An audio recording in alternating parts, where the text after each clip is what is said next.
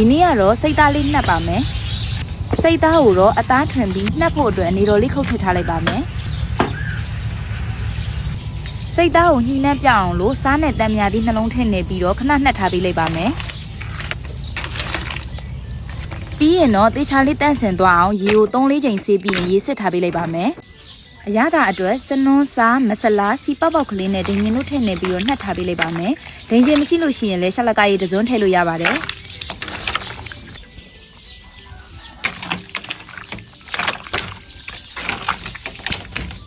ဟင်းအနှစ်အတွက်ကတော့ကြက်သွန်ဖြူနီဂျင်းနဲ့ငရုတ်အကြမ်းမုံတို့ရောပြီးတော့ထောင်းထားလိုက်ပါမယ်ဟင်းချက်ရံအတွက်စီစနွင်းတိကျပိုးကရဝေးပြီးတော့ထောင်းထားတဲ့ဟင်းအနှစ်တို့ထည့်ပြီးတော့အနက်မွေးလာတဲ့အထိစီတက်ပေးလိုက်ပါမယ်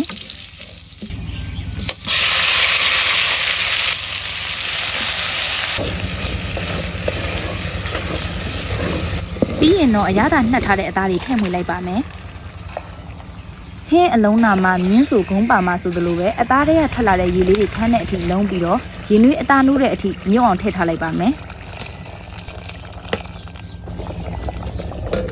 ဒီသားနှက်လေးကတော့အသားလေးနူးပြီးစီပြန်ပြီဆိုရင်တော့ဥချလို့ရပါပြီဒါလေးကတော့ပဲလိပ်ပြာလေးပါသူကတော့နူးလဲနူးလွယ်ပြီးတော့အရသာလဲချိုးတာမလို့ရိုးရိုးရှင်းရှင်းလေးပဲချက်ပါမယ်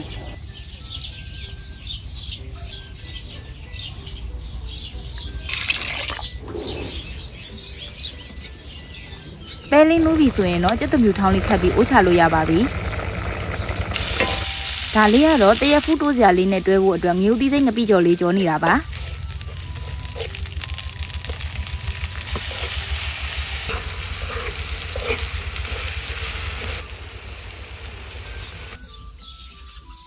စိတ်သားငှက်ကလေးနဲ့ရာသီစာတရက်ဖူးလိုလေးနဲ့နေတဲ့စာခမင်းစားလိုက်ပါအောင်မယ်အားလုံးကိုလည်းခမင်းစားကိုဖိတ်ခေါ်ပါမယ်နော်သိကြိုက်စိတ်သားနဲ့ဒီအမေတွေတကားကောင်းအောင်ဒီလိုအနီအောင်ရှိတဲ့အသားတွေမများစား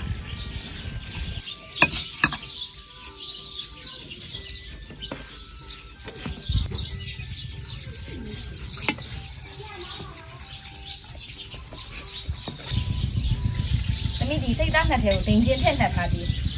အမေမနေ့ကဝယ်လာတဲ့ဒိန်ကျင်လေးစင်းစင်းကြည့်ရမယ်အဲ့တော့ကိုစားကြအောင်လား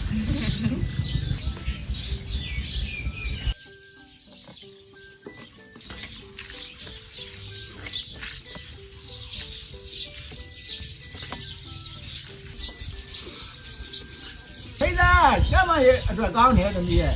အညွန့်မောင်းတစ်ထောင်ရဲ့အာဟာရဓာတ်လိုချင်စိတ်သားစားပါတဲ့အပွင့်မောင်းတစ်ထောင်ရဲ့အာဟာရဓာတ်ကိုလိုချင်ပြားရည်တောက်ပါတဲ့ကျင်းတော်လူကြီးကအဲ့လိုပြောခဲ့တာတမီးက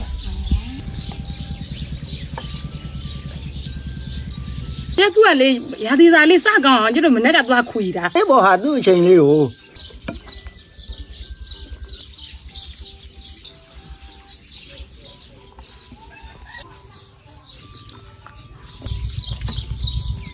မနေ့ကခူးလာတဲ့တရက်ဖူးလေးအနံလေးကိုမွေးနေရပဲတရက်တီးစိမ့်အနံလိုလေး